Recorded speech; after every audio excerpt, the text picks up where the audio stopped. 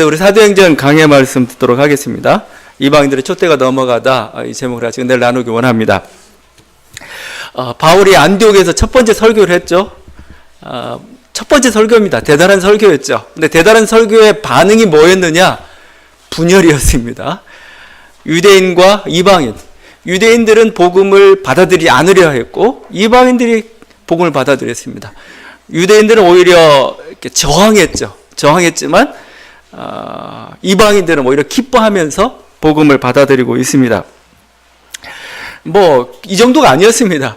유대인들의 그 저항이라는 게 여기는 비방, 쫓아내면 이 정도지만 나중에 루스라라는 곳에 가게 되면은 바울을 돌로 쳐 거의 죽일 정도까지 그렇게 극심하게 이렇게 바울이 전했던 복음을 싫어했던 거죠. 박해했던 겁니다. 바울이 복음을 전하는 그 곳곳에 이런 일도 일어났죠. 현실적인 이유는 있어요. 우리 교인 빼간다 이거죠. 지금 보면은 경건한 이방인들이 모여서 이렇게 예배도 드리고 헌금도 하고 있는데 빼간다 이거예요. 또 신앙적인 이유는 이거죠. 예수를 메시아로 인정 못하겠다 이겁니다. 또 율법에 대해서 이렇게 부정적으로 얘기하는 그 세력을 우리가 받아들일 수 없다. 하여튼 이들의 태도들이 거기서 나타나고 있는 거죠. 자, 이런 어떤 상황 속에서 복음을 전하면서 이런 비난과 저항, 특히 유대인들의 비난과 저항을 받으면서 바울이 결론을 내립니다. 그게 46절입니다. 하나님의 말씀을 마땅히 먼저 너희에게 전할 것이로되 너희가 그것을 버리고 영생을 얻기에 합당하지 않은 자로 자처하기로 우리가 이방인에게로 향한다 이거죠. 너희에게 마땅히 하나님의 언약이 있고 말씀이 있기 때문에 너희가 전하는데 안 받으니까 어쩔 수 없다. 나는 이제 이방인에게로 가겠다. 이게 지금 한 특수한 상황 속에서 일어난 이 일인가? 아닙니다. 바울이 가는 곳곳마다 이런 선언을 합니다. 나중에 고린도에서 복음을 전하게 됩니다. 고린도에서 복음을 전했는데 거기서도 유대인들이 안 믿어요. 안 믿으니까 바울이 또 이렇게 얘기합니다. 사도행전 18장 6절인데 바울이 옷을 털면서 이르되 너희 피가 너희 머리로 돌아갈 것이요 나는 깨끗하니라 이후에는 이방인에게로 가노라 하면서 또 이방인으로 가겠다고 얘기합니다. 로마에서 복음을 전하면서 마찬가지입니다. 로마는 마지막 어떻게 보면 사도행전 28장이죠. 여기에서 복음을 전하는데 여기에서 복음을 전하면서도 그들이 안 들어요. 유대인들이 안 듣습니다. 안 들으니까 또 이렇게 얘기합니다. 이 백성들의 마음이 우둔하여져서 그 귀로는 둔하게 듣고 그 눈은 감았으니 이는 눈으로 보고 귀로 듣고 마음으로 깨달아 돌아오면 내가 고쳐줄까 함이라 했으니 그런즉 하나님의 이 구원이 이방인에게로 보내어진 줄을 알라. 그들은 그것을 들으리라. 3번입니다. 3번. 내가 이방인에게 향한다. 이방인이 들을 것이다. 성경에서 3번 얘기하면 중요한 겁니다. 여러분 우리도 옛날 얘기도 그렇죠. 딱 3번입니다. 그래서 옛날에 제가 기억나네요. 이름을 3번 부르면 위험하다고 항상 뭔가 해가지고 4번 부를 때가 기다렸어요. 하여튼 3번은 굉장히 중요한 걸 가르칩니다. 이방인에게로 향한다. 이거 3번 했다는 건 굉장히 중요하다는 거죠. 결국 오늘 제목 그대로 복음의 촛대가 뭐예요? 이제 유대인에게가 아니라 유대인에게서 이방인에게로 이제 옮겨져 갔다 이죠. 유대인 중심의 교회에서 이제 이방인 중심의 교회로 복음의 촛대가 지금 옮겨져 가고 있습니다. 하나님의 언약이라는 것이 아브라함을 통하여서 이제 이스라엘에게 실현되고 하나님께 실현시키려고 했는데 이 언약이 이제는 유대인이 아니라 이방인들에게 이제 실현이 된다. 그 선언인 거죠. 여러분 로마서 보게 되면 로마서 9장에서 11장이 있습니다. 로마서 9장에서 11장에 누구는 이렇게 부록처럼 이렇게 로마서 1장부터 8장까지 우리 믿음의 교리에 대해서 다 설명하죠. 9장 11장은 이렇게 약간 부록처럼 설명하는데 어떤 사람들은 여기에 사도 바울의 진심이 담겨 있다 이렇게 표현하기도 합니다. 뭐냐면 거기에는 하나님의 구원사가 담겨 있어요. 구원사, 언약사라고 합니다. 말은 거창한데 단순한 겁니다. 뭐냐면 하나님이 이스라엘을 택했습니다. 이방인들이 순종하지 않으니까 이스라엘 나라를 택해가지고 하나의 언약을 실현하는 공동체로 삼았다는 겁니다. 그런데 이제 이스라엘이 실패하니까 하나님이 이스라엘이 실패할 수도 있고 하나님의 어떤 구원사의 섭리라고 할 수가 있는데 이제는 이방인에게도 이 하나님의 언약이 흘러간다 이겁니다. 이게 하나님의 구원사의 방향입니다. 지금 신약 시대가 바로 그런 시대죠. 사도 바울은 이게 여기서 끝나는 게 아니라 다시 유대인에게 돌아갈 것이다 이렇게 말씀을 전합니다. 그래서 나는 지금 빨리 이방인들에게 복음을 전하기 위해서 이방인의 사도가 되었다. 자기 속마음을 전하고 있습니다.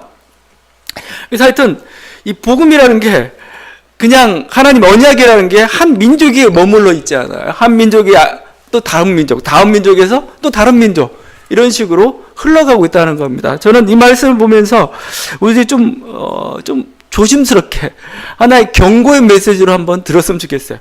유대인들은 당연하다고 생각했습니다. 근데 지금 바울에서는 이제 아니다입니다. 이제 이 복음의 놀란 하나님의 은총은 이제 이방인에게 흘러가고 있다는 것이죠. 교회도 마찬가지입니다. 교회에서도 항상 하나님의 역사가, 하나님의 능력이, 하나님의 은혜가 쏟아지는 게 아니에요. 옮겨요. 촛대가 옮겨진다는 거죠. 이게 조심해야 됩니다. 우리가 보통 이렇게 성령의 축, 제가 가끔 얘기하는데 선교사에서 성령의 축에 대해서 얘기합니다. 성령께서 활발히 역사하시던 때가 있어요, 활발히. 그러니까 성령이 활발히 역사하시던 때라는 것은 선교적 열정들, 또 실제적인 선교적인 어떤 성장을 이루었던 그때입니다. 근데 보니까 이게 지구가 한 바퀴 돌듯이 이렇게 돌아간다는 겁니다. 예루살렘에서 로마로, 로마에서 영국으로, 영국에서 미국으로, 미국에서 영광스럽게 한국까지 왔어요. 한국은 이제 지나가면서, 지나갔습니다. 조금 지나간 것 같아요. 중국 땅으로, 중국에서 더 중동을 향해서 이렇게 가고 있다는 겁니다. 이렇게 한 바퀴 돌아가고 있다는 거예요.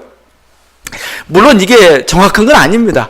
시대나 지역이나 항상 이렇게만 안 가고 거꾸로 가기도 하고 여러 가지 가는데, 저는 여기서 우리가 좀 봐야 될 것은 항상 어떤 하나님의 어떤 그 역사가, 촛대가, 은혜가 영원히 지속되지 않는다는 겁니다. 이렇게 바뀌어 간다, 움직인다는 거예요. 내가 과거가 옳기 때문에 현재도 옳다. 아니에요. 현재는 또 달라요. 현재는 하나님께 어떻게 역사할지 모른다는 겁니다. 문명사라는 것도 그렇죠. 문명사도 한 나라만 항상 영원한 제국을 이룬 거 아니에요.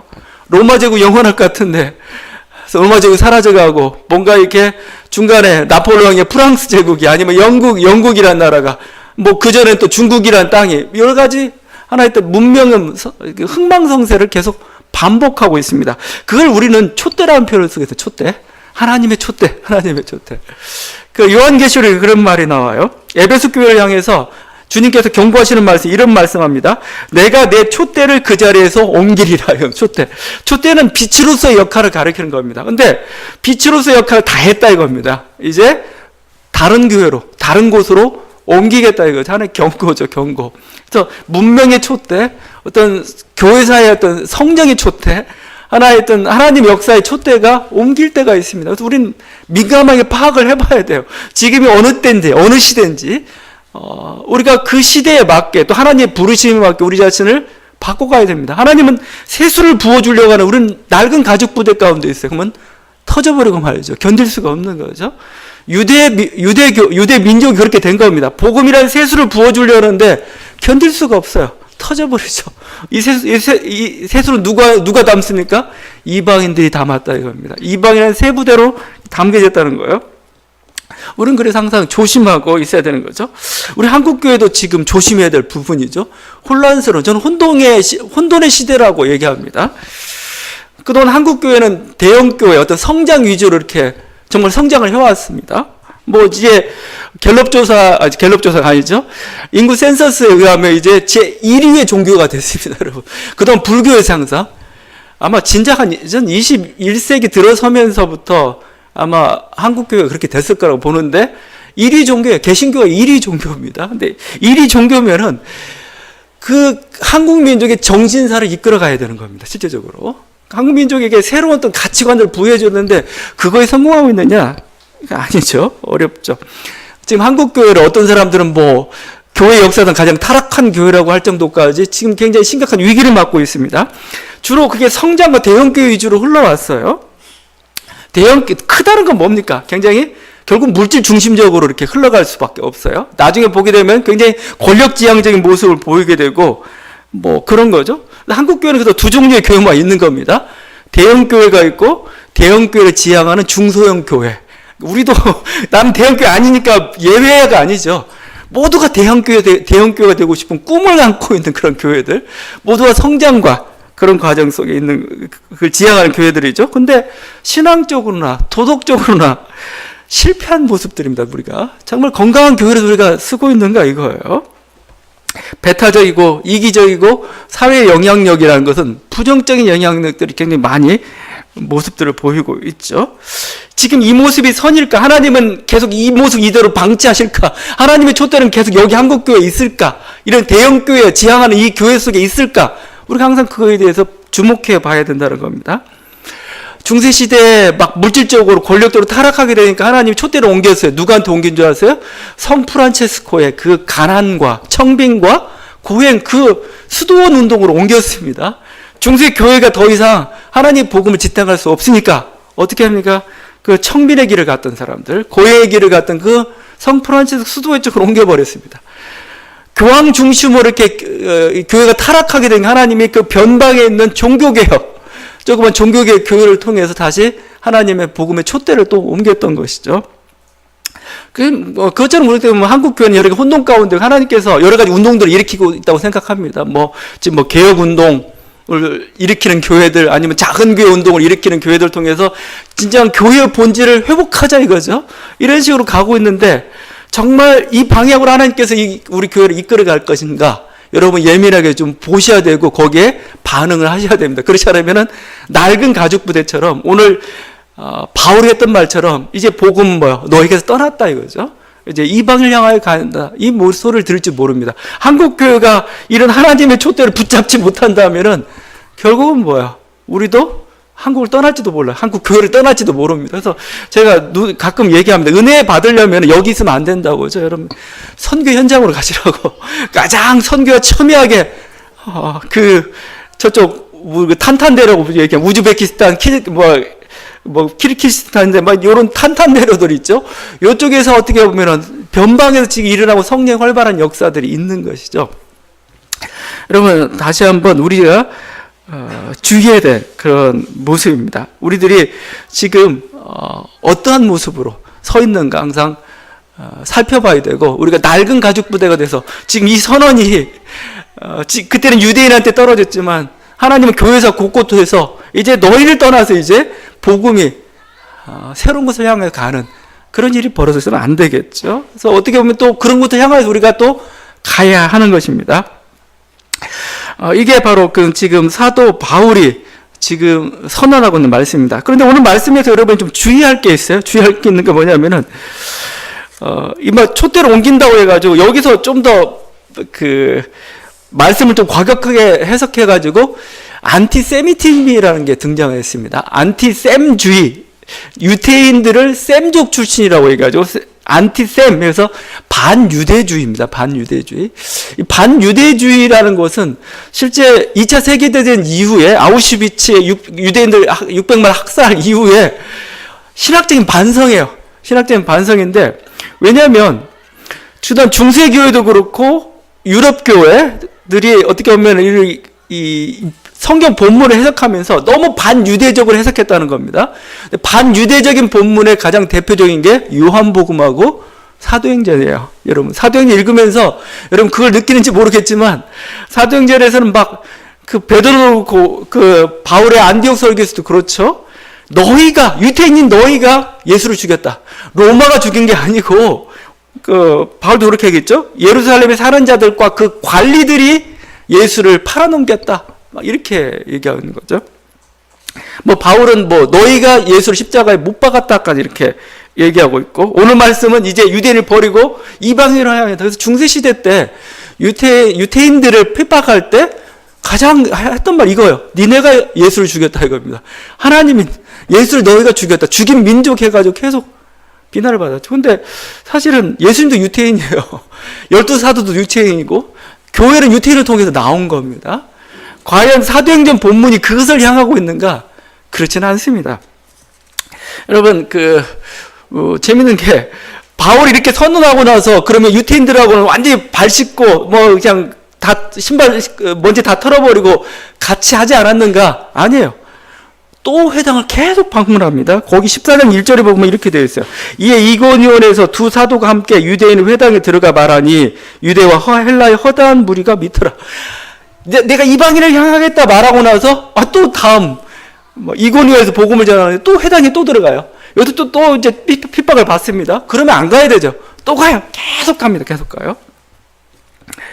결국 어떻게 보면 오늘 이 선언은 하나의 어떻게 보면은 결국 그 결과적인 선언인 겁니다. 결국 이렇게 사랑해서 복음을 전했지만 결국 복음이라는 게 뭐 유대인들 안 받아들였고 이방인에게 복음을 이르렀다 하나의 결과적인 거. 이 과정은 서서히 사실은 이루어졌습니다. 서서히 이루어지는 과정이지만 사도 바울은 어떻게 보면은 그 유대 민족을 향한 사랑을 끊임없이 가지고 있었습니다. 자기는 그래서 로마서 9장부터 11장까지 그렇게 얘기했다고 제가 얘기했죠. 사도 바울이 이방인의 사도가 된 그 이유 중에 하나가 이런 게 있습니다. 하나님의 부르심일 수도 있겠지만 이거요. 지금 하나님의 구원 역사를 자기가 보니까 지금 유대인에부터 시작된 복음이 이제 이방인에 넘어갔고 이걸로 끝나는 게 아니고 이방인의 충만한 수가 차면은 다시 유대인을 하나님께서 구원하실 것 하나님 계획을 읽은 겁니다. 그래서 뭐요? 자기의 마음은 뭐요? 나는 우리 민족이 구원받기 위해서라면 내 목숨이 끊어져. 내가 저주를 받아 지옥에 빠질지라도 내가 원하는 바다 이겁니다. 그러면 내가 왜 이방에서 이렇게 열심히 하고 있느냐? 하루빨리 이방인들께 충만한 수가 다 차가지고 이제 복음의 촛대가 다시 저들에게 향하기를 원한다 이거죠. 사랑이 담겨져 있습니다. 그 유대인을 향한 끊임없는 사랑이 있었고 그 다음에 이 사도행전을 이렇게 기록하고 있는 이유는 유대인들의 잘못에 대한 평가하기보다는 결국 뭐죠? 복음이라는 게 이런 유대인으로부터 출발해가 결국 이방인에게 향하게 되었던 하나의 뿌리찾기 작업이라 저는 얘기하고 싶어요. 그런 과정이 일어나는 보고 있습니다. 그러니까 단순히 이것을 유대인을 미워하는 본문으로 안티세미tism을 해석하는 것은 잘못됐다는 겁니다. 하여튼 바울은 이러한 이 복음을 위한 복음을 전파하는 이방인 가운데 전파하는 그런 사도로서 부르심을 받았습니다. 그래서 바울은 자기 자신을 뭐라고 표현하냐면 나는 이방의 빛이다 표현하고 있어요. 이방의 빛.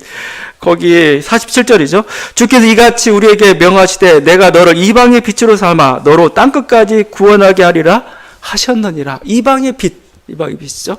이방 세상에 빛을 비추는 그 빛. 이 말씀은 사실은 이사야 선지서로부터 나왔죠. 그 이사야 선지자가 이방의 빛이라는 표현을 썼습니다. 근데 이 말씀을 선포했던 그 시기가 중요한데 언제냐면은 바벨론 포로기입니다. 이방의 빛이란 말 썼어요. 지금 바울이 인용하고 있는 이 말은 이사야 선지자에 있는 말이에요. 근데 이방의 빛이라는 표현을 바벨론 포로기 때 썼습니다. 바벨론 포로기라는 이스라엘 가장 치욕스러운 순간이에요. 지금 막 우리가 포로가 되어 있습니다. 우리가 거의 이제 망하게 생겼습니다. 망한 거죠. 망해가지고 아주 비참한 운명에 처해져 있는데 우리는 패배자야. 우리는 포로야. 라고 얘기하고 있는데 갑자기 이사야 선지자가 나타나더니 아니다라고 얘기한 겁니다. 니네는 포로가 아니고 니네는 패배자가 아니고 니네는 이방의 빛이야. 이방의 빛. 마치 이렇게 보면 되는 겁니다. 우리가 유대인들을 디아스포라라고 표현해요. 디아스포라. 다 흩어져, 뿔뿔이 흩어졌습니다. 우리는 이렇게 막 나라도 잃고 뿔뿔이 흩어졌어. 근데 그게 아니라는 겁니다. 그게 아니고 뭐죠? 하나님께서 뭐요? 이 어두운 세상을 비추기 위해서 흩어놓은 겁니다. 흩어가지고 곳곳에서 뭐요? 빛을 발하도록 이렇게 만드신 것이죠. 이게 바로 너희다. 이렇게 하는 겁니다. 이건 마찬가지입니다. 하나님께서 항상 빛을 세우세요. 그래서 여러분 구약을 보게 되면은 레위지파는 우리가 12지파 하게 될 때 레위지파가 안 들어가요. 12지파는 그냥 일반적인 지파고 레위지파는 흩어놓습니다. 딱 흩어놔요. 그러니까 각 지파마다 3개씩 도시를 줘가지고 이렇게 다 흩어놓습니다. 서너 개씩 줘가지고 다 흩어놓습니다. 왜 흩어놨겠어요? 레위지파 너희는 빛이다입니다. 빛이 대해서 뭐죠? 거기서 하나님 말씀대로 살면서 하나님 말씀을 전하고 그러던 사람들로 그래서 이스라엘에 보여 여기서 빛의 역할들을 감당하면서 어떻게 살아야 될 건가, 어떻게 사는 게 옳은 길인가, 하나님 복은 어떻게 받는가, 니네 다 보여줘라 이거예요. 그게 빛입니다. 이게 그처럼 이스라엘 백성은 바벨론 포로기 때 새로운 자각을 하게 됩니다. 우리는 패배자가 아니고 우리는 빛이라 이겁니다. 하나님께서 왜 이쪽에 보내셨어요? 바벨론을 비추려고 하죠. 이 어둠의 세상, 이 땅을 나는 비참해서 나는 실패해서 왔다고 생각했는데 하나님은 보내셨다고 얘기하는 거예요. 요셉은 정제자들에게 팔리고 이렇게 해서 나는 그냥 힘들게 어떻게 보면 정말 억울하게 이쪽 왔다고 생각했는데 하나님 뭐요? 보내셨다고 하잖아요. 미리 보내셨다. 왜? 그쪽 땅에 하나님의 실현시킬 약속이 있기 때문에, 일이 있기 때문에. 여러분, 그래서 우리들이 하나님께서 이루신 그 모든 일들 가운데서 절대 후회가 없으세요. 절대 하나님께서는 뭐죠, 이렇게 그러니까 실패가 없으세요. 실패가. 모든 걸 우리가 감사함을 받을 때 나를 왜 이곳에 보내셨는가? 나는 실패했다? 아닙니다. 빛으로 보내셨다는 겁니다. 여기서 나왔던 게 바로 이 이방의 빛이라는 그 표현입니다. 근데 바울은 나를 이방의 빛으로 삼으셨다. 지금 이제 그래서 이방 세계에 복음을 전하게 하셨다라고 자기 자신을 이렇게 고백하고 있습니다. 그 빛으로 역할을 감당하는 거죠. 그래서 이방인들에게 진리의 빛을 어떻게 살아야 되는 게 올바른 삶인지, 생명의 빛을 어떻게 해야 참된 신을 만날 수가 있는 건지, 소망의 빛 어떻게 해야 너 인생에 정말 소망 있는 그런 인생이 될 수 있는지를 보여주고 그쪽으로 인도했던 것이죠. 여러분, 이방의 빛으로서의 역할이라는 것은 하나님은 단순히 그냥 한 바울에게서만 아니고 우리 자신들 전부 우리도 그렇죠. 하나님께서 우리 세상의 빛으로 우리를 부르셨잖아요. 세상의 빛된 존재로 우리를 부르셨습니다. 그럴 뿐만 아니라 한 개인뿐만 아니라 저는 한 어떤 공동체, 한 집단, 그리고 한 민족도 빛으로 부르신다고 생각해요. 저는 빛으로. 한 민족을, 이스라엘을 한 빛의 공동체로 부르신 거죠. 어두운 세계 가운데 이스라엘을 부르셔가지고 이스라엘 통해서 하나님 말씀대로 사는 민족이 어떤가, 그게 어떤 축복을 받는가를 모델 케이스로 보여준 거죠. 저는 하나님께서는 이렇게 이방의 빛으로 항상 부르셔요. 저는 우리 민족도 하나님께서 온전한 그런 빛으로 부르실 자격이 되는 저 민족을 저는 생각을 해요. 왜냐하면 우리가 살고 있는 이 민족이라는 게 빛이 필요한 곳이에요. 등대가 필요한 곳이에요. 왜냐하면 이 대륙 세력과 해양 세력이 마주치고 있는 우리 한반도라고 얘기하죠. 그래서 굉장히 힘들고 어렵지만 사실 그렇기 때문에 더 빛이 필요한. 왜 등대가 왜 필요하겠어요? 위험하니까 거긴 조심해서 가라고 이렇게 딱 밝혀주는 거 아니겠습니까? 우리 한반도 땅이 빛이 되어야 동북아의 평화가 있어요. 세계에 평화가 있어요. 하나님께서는 빛된 민족으로 우리를 이렇게 부르셨으면 좋겠는데, 저는 우리 수요일이 이제 3.1절이죠. 3.1절인데 이 3.1절이라는 거, 3.1 만세 운동이라는 거, 그리고 그 기미독립 선언문을 통해서 나타나고 있는 그 모습이 우리 민족이 빛으로 드러나고 있는 그런 과정으로 저는 보여요. 그리고 우리는 그걸로 해서 계속 우리는 그 기도를 해야 된다고 생각합니다. 여러분, 이게 3.1절이라는 것, 저는 이렇게 그 과정에서 기미독립 선언을 보면 느끼는 게 우리 민족의 탄생이라는 걸 보여줘, 민족. 여러분, 민족이라는 게 여러분, 우리 민족 5,000년 전에 있었어. 아니에요. 그건 어떻게 보면 정말 가진 자의 민족이었습니다. 왕이나 귀족, 백성들은 그냥 막 수단처럼 되는. 근데 백성이라는 것, 국민이라는 게 발견된 때가 언제냐 이거예요? 역설적으로 일제강점기 때입니다. 식민지라는 그 과정을 통해서 한 민족이라는 생명, 드디어 이게 우리는 한 민족이구나 이거죠. 민족이라는 생명체가 이렇게 태어나기 시작한 거죠. 기미독립 선언문에 이렇게 잘 나타나 있어요. 제가 한번 읽어볼게요. 반만년 역사의 권위를 의지하고 이것을 선언하는 터이며, 여러분 잘 아는 겁니다. 5등은 자해, 근데 다 읽을 수는 없고 일부만 읽겠습니다. 2천만 민중의 충성을 모아 이것을 널리 알리는 터이며, 결의의 한결같은 자유 발전을 위하여 이것을 주장하는 터이며, 이는 하늘의 명령이며 시대의 대세이며 온 인류가 더불어 길이 살아갈 권리의 정당한 발동이므로 하늘 아래 그 무엇도 이것을 막고 누르지 못할 것이라. 한마디로 하나님의 뜻이다 이겁니다. 우리 민족이 지금 자유만세 운동을 벌이는 것은 하나님의 뜻이다. 독립만세 운동을 벌이는 것은 우리가 생존권마저 빼앗긴 일이 무릇 얼마며, 정치의 발전이 지장을 입은 일이 무릇 얼마며, 결의의 존엄성이 손상된 일이 무릇 얼마며, 새롭고 날카로운 기백과 독창성을 가지고 세계 문화의 큰 물결에 이바지할 기회를 잃은 일이 무릇 얼마인가. 이게 자주성이 중요합니다. 자주성. 내 자주적으로 살아간다는 것. 내 생명이라는 것, 그 다음에 내가 가지고 있는 의지를 가지고 하나님 뜻인 소명을 주다 살아간다는 것. 한 민족이라는 것도 마찬가지입니다. 근데 식민지라는 건 뭐예요? 그게 억압을 당한 겁니다. 별의별 혜택을 가져다 줄지라도 자주적이 되지 않을 때는 그 민족은 죽은 겁니다. 여기서 정말 하나님의 어떤 이 사명이랄지 소명이랄지 모두가 행복한 그걸 꿈꿀 수는 없습니다. 지금이 바로 그때임을 지금 선언하고 있는 그것이죠. 그래서 하나의 민족의 탄생입니다. 생명체의 탄생입니다. 그래서 이 3.1운동에서 이렇게 기미독립 선언문에 공약 3장이라는 거 있죠? 다 선언문 하고 나서 이렇게 우리 결의를 다지는 세 가지를 얘기하는데 그것도 참 감동적입니다. 오늘 우리들의 이 거사는 정의, 인도, 생존, 번영을 찾는 결의의 요구이니 오직 자유의 정신을 발휘할 것이고 결코 배타적 감정으로 치닫지 말라. 하나, 마지막 순간에 다다를 때까지 민족의 올바른 의사를 시원스럽게 발표하라. 하나, 모든 행동은 먼저 질서를 존중하여 우리들의 주장과 태도가 어디까지나 공명정당하게. 우리 다 한번 다 일어나서 낭독을 한번 해야 될지 모르겠는데 여기 보게 되면은 이런 어떤 일제의 어떤 총칼 앞에서 제국주의의 그런 어떤 위협 앞에서 어떻게 이렇게 평화롭게 굉장히 물론 저항을 하고 있지만 굉장히 비폭력적인 저항을 하고 있습니다. 이게 어떻게 가능할까? 이걸 그냥 단순히 우리 민족끼리 살아볼 거야. 우리 민족 잘 살아야 돼. 이게 아니고 정의, 인도, 생존, 번영이죠. 생존. 정의입니다. 정의 없지 못하다 이거죠. 그다음에 인도, 휴머니티, 이건 인간적이 아니다 이겁니다. 생존, 생명과 존엄이죠. 존엄. 이거 어긋난다 이거죠. 번영이 없다는 거죠. 이걸 위해서 자유롭게입니다. 자유롭게. 또 미워하는 마음으로도 아니죠. 굉장히 어떤 그 성숙한 그런 요구들을 하고 있습니다. 평화의 정신과 어떻게 보면 3.1운동 자체가 하나의 저항운동의 모델을 보여줬어요. 빛이었던 거죠. 이렇게 저항한다 이거죠. 물론 여기에 억압이 있었고 여러 가지 우리가 원했던 결과는 얻지 못했지만 그 자체로서 하나의 살아있음을 보여주는 거고 어떻게 운동해야 되는 걸 보여줬던 겁니다. 저는 현재 진행되고 있는 촛불 집회 있죠. 탄핵 국정농단 사태에 대해서 탄핵을 주장하고 또 이렇게 사람들이 수백만씩 모이고 하는 촛불 집회가 가장 3.1 정신을 가장 잘 계승하고 있는 것 같아요.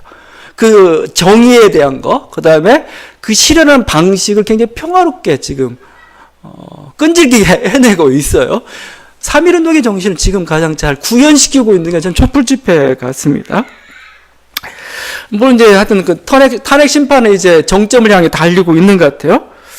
하여튼 그 과정을 보면서 어떻게 저 사람을 대통령으로 뽑았나 막 정말 좀 그 가슴을 칠 때가 많아요. 이건 도무지 대통령이 아니에요. 이건 법을 무시하는 건 다반사고 그냥 그게 대통령 체면이라는 게 있잖아요. 그것도 없어요. 그래서 이건 도무지 어떻게 저런 사람을 대통령으로 또 이게 제정신은 나라였는가. 하여튼 한숨만 좀 깊어지죠. 이제 처음에는 조금 막 서로 반성하는 분위기 같다가 이제 조금 시간이 좀 지나니까 이제 그 소위 보수 세력들이 다시 고개를 들기 시작하죠. 고개를 들기 시작하고 태극기 집회라고 하나요? 친박단체라고. 그럼 보수란 말 붙이기도 이렇게 좀 이렇게 이게 너무 이렇게 보수란 이름 자체에 걸맞지가 않아요. 우리가 좀 가관이죠. 정의도 없고 거기에는 진실도 없고 불법과 몰상식과 폭력적 언어만이 난무하고 있죠. 사치스럽습니다. 보수란 이름을 붙이기에도. 어떻게 보면 그동안 한국 사회를 이끌어왔던 기득권 세력의 민낯을 보여주는 것 같습니다. 여러분 아주 고상하게 있었는데 노골적으로 보여준 겁니다. 이제 내가 어떤 놈인지, 내가 가지고 있는 지지 세력과 이익을 위해서 내가 어떤 짓도 할 수 있는지를 그냥 다 보여주고 있는 것 같습니다. 여러분 잘 됐어요. 잘 됐습니다. 끝장 보자입니다. 서로 끝장 보자 이거죠. 저는 이 끝장을 봄으로써 좀 우리가 좀 새롭게 되었으면 좋겠습니다. 이제 더 이상 이제 이 방식은 안 돼 이거죠. 이 방식 하나님이 원하시는 방식도 아니고 촛대는 이미 옮겨졌습니다. 이렇게 분단과 성장의 그런 방식으로 살아왔던, 그래서 정의랄지 어떤 그 과정은 전혀 중요시 않았던, 사랑일지 나눔에 대한 전혀 생각하지 않았던 그 방식은 이제 온전한 방식이 아닙니다. 지금 하나님께서는 뭐죠? 저는 통일과 평화의 길로 이끌어가고 있다고 저는 생각을 해요. 통일이라고 할 때 단지 남북 간의 통일만 생각하지 마세요. 통일이라고 할 때는 전 두 가지입니다. 나눔과 공존입니다. 나눔과 공존. 같이 사는 법을 배워야 돼. 함께 사는 법. 그러게 내가 좀 자기 손해보고 나누는 법을 배워야 그게 온전한 통일을 이룰 수가 있는 것이죠. 하나님께서는 그 길로 가고 그게 행복하다 이겁니다. 그게 우리를 민족을 번역으로 이룰 수 있는 그 길이고, 그게 하나였던 그 과정을 이뤄내는 것, 이 과정 자체, 그래서 정말 어떤 성숙한 어떤 공동체로 우리 민족이 이뤄내는 것, 이게 바로 하나님께서 우리 민족을 부르신 하나님의 뜻이라 생각하고 그 뜻을 밝힐 때 이게 빛인 겁니다. 하나님 이방의 빛으로서 우리 민족의 빛으로 드러나는 거죠. 저는 우리가 기도해야 될 게 그 인도의 신 타고르가 노래했던 그 동방의 등불이라는 거죠. 타고르가 한국은 오지는 않았어요. 오지는 않았는데 여러 가지 소문과 이런 걸 해가지고 그냥 한국을 위한 시를 하나 지었습니다. 그게 동방의 등불이라는 그 시입니다. 제가 한번 읽어보겠습니다. 일찍이 아시아의 황금시계에 빛나던 등불의 하나인 코리아, 그 등불 다시 한번 켜지는 날에 너는 동방의 밝은 빛이 되리라.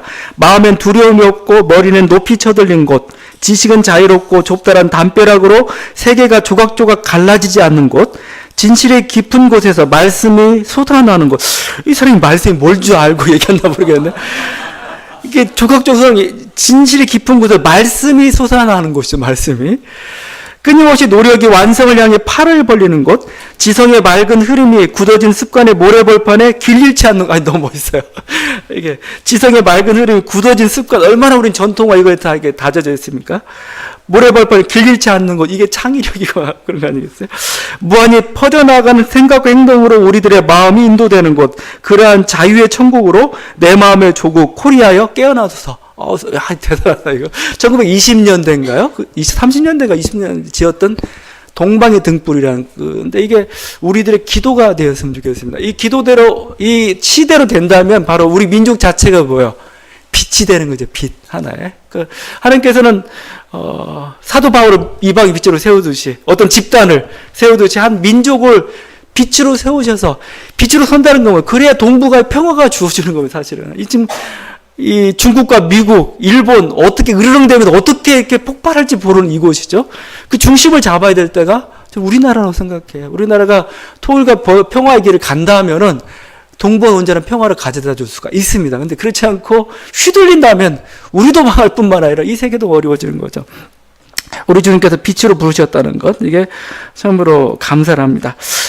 사도 바울이 이렇게 빛으로 부르심을 받아가지고 빛을 증거하는 자로서 살았습니다. 근데 이 빛을 전하는데 재밌는 표현이 있어요. 그 빛이란, 그래서 다른 식으로 표현하는 게 그 영생이라는 거죠. 영생. 영생을 이제 유대인은 거부한 거고 이방인들이 받아들이기 시작한 겁니다.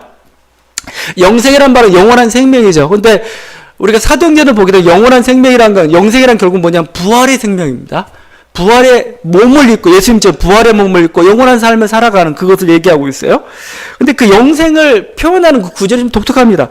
46절에 영생을 얻기 합당하지 않은 자, 48절에 영생을 주시기로 작정된 자, 입니다. 영생을 얻기 합당하지 않은 자, 영생을 주시기로 작정된 자. 여러분, 영생이란 거 뭐냐? 영원한 생명은, 부활의 생명은 선물이에요. 내 결단이 아니에요. 내가 결단해가지고 얻을 수 있는 그게 하나님이 주시는 은혜고 선물인 겁니다. 그래서 여기서 여기서는 좀 어떤 인간의 책임이나 자유의지 문제는 거론하지 않겠습니다. 여러분 그냥 이 말씀 그대로 한번 우리가 보세요. 이 주목할 것은 이 영생을 전하고 있는 이 복음을 전하는 자들, 그들의 삶의 태도입니다. 우리가 어떻게 이 복음을 전해야 될까 이거예요. 영생은 하나님께서 결정하신 거예요. 하나님께 주신 선물입니다. 제가 결정한 게 아니고, 어떤 우리의 의지로, 내가 깨달음에 의해서 내가 결정한 게 아니고, 하나님이 정하셨어요. 영생 얻기로 작정된 자라고 얘기했잖아요. 하나님 계획한 자들입니다. 여러분 영생을 얻을지 안 얻을지 하나님께서 다 이미 계획을 다 하셨습니다. 그러니까, 이 영생의 복음을 전하는 사람들은 더 이상 할 필요가, 거래할 필요가 없어요. 아첨할 필요도 없습니다. 아부할 필요도 없습니다. 여러분은 검사관입니다. 추수꾼입니다. 여러분 그냥 가서 뭐죠? 확인해 보는 겁니다. 하나님이 이 사람의 영생을 주시기로 작정했는지 확인해 보는 겁니다. 이렇게. 그래서 씨는 이미 하나님께서 다 뿌려놓으셨어요. 우리들은 어떤 사람들이냐? 추수하는 사람들입니다. 추수하는 사람. 그냥 가서 이렇게. 제가 이 얘기를 하는 이유는 뭐예요? 복음을 전하는 자들, 복음을 받은 자들의 당당함을 요구하는 겁니다. 당당. 제발 믿어주세요. 제발 믿어주세요. 이게 아니란 말입니다. 당신 믿었는, 어디 하나님 은혜 주셨는가 살펴보자, 이거 살펴보자, 이거죠. 하나님 주셨구나. 이렇게 하죠. 그래서 칼빈이 이런 얘기했어요. 예정론이죠. 이게 예정론에서 이런 얘기합니다. 우리의 구원의 근거는 모든 점에서 오직 신에게만 있고 그 이외에 어디에도 있을 수 없다는 것을 다시 한번 우리에게 오해 없이 명심시킨다. 선택 교리는 모든 인간의 종교적인 자아 주장을 없애게 하는 효과적인 독약이다. 그러니까 내가 뭘 할 수 있다는 그거에 대해서 이 예정론은 여지없이 깨버립니다. 너는 아무것도 없어. 너는 그냥 가만히 있어. 하나님이 선택했는지 안 되는지만 확인해봐. 이게 자유의지가 이런 것도 여러 가지 어떤 문제를 발생을 시킬 수 있겠지만 여러분 이걸 통해서 내가 뭔가를 할 수 있다는 이게 가장 자아의 자기 부정이 안 된 이 모습이 가장 신을 갖기 힘든 모습입니다. 근데 그거에 대해서 가장 독약과 같은 게 하나님의 예정인 거죠. 근데 여러분은 기뻐하고 찬양하십시오. 왜냐하면 여러분 제가 보니까 예정 받은 자들이에요. 여러분이 교회 와서 이렇게 예배를 드리고 있다는 건 뭐예요? 하나님에 대한 관심이 있다는 건 뭐예요? 하나님이 영생을 주시기로 이게 작정하셨다는 겁니다. 그래서 이제 그 길을 열어주신 것이죠. 제가 보니까 보여요. 여러분 진짜 영생을 받은 걸로. 여러분 그래서 오히려 찬양하시고 감사하십시오. 이게 대해서 이것 때문에 어떤 복잡한 신학적인 논쟁에 빠지지 말고 여러분 하나님께 선택하신 거에서 감사하십시오. 또 이를 통해서 가장 중요한 것을 예정하셨듯이 모든 것은 하나님의 뜻이 있다는 겁니다. 하나님의 결정하심이 있다는 겁니다. 그리고 하나님이 결정하신 그것은 그대로 된다 이거예요. 그 믿음을 가지시기를 간절히 바랍니다. 그래야 여러분 절망하지 않는 거죠, 우리가. 그러니까 우리 항상 기뻐하는 거, 우리 항상 그래서 희망을 가져요. 왜냐하면 하나님 항상 뜻하신 바가 있고 그건 한 역사든 한 인생이든 뭐예요. 하나님 뜻하신 바가 있고 하나님은 반드시 그 뜻하신 바를 이루신다는 겁니다. 근데 하나님의 뜻은 뭐예요? 우리를 망하게 하는 게 아니고 우리를 살리게 한다는 거죠. 우리 생명을 더 풍성하게 한다는 게 하나님의 뜻이라는 거죠. 여러분 그 뜻이 이루어진다는 겁니다. 여러분이 그 굳건한 하나의 소망을 붙잡고 믿음을 붙잡고 여러분 굳건히 달려나가는 저와 여러분의 간절히 바랍니다. 기도하시겠습니다.